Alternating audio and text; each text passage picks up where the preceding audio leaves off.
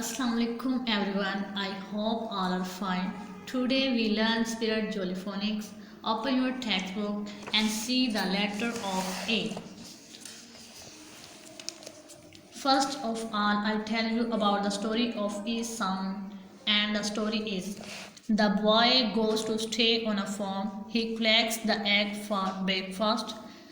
The farmer wife cracks the egg open on the side of the pan and the boy says eggs.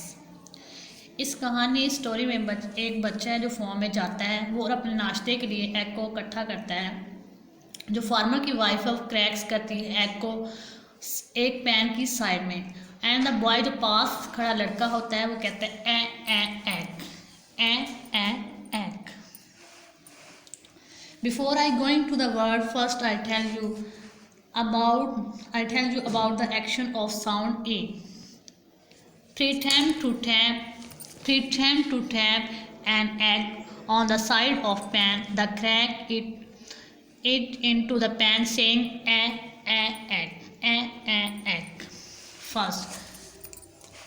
First of all, I tell you about the word of A.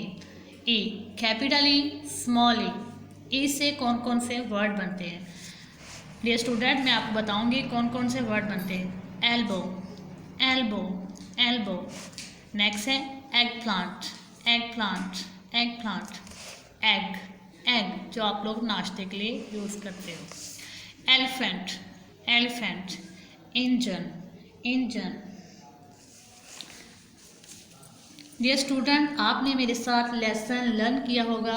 अगर आपको आज वाला lesson कहीं से समझ ना आए तो मेरी वीडियो को अगेन देखें।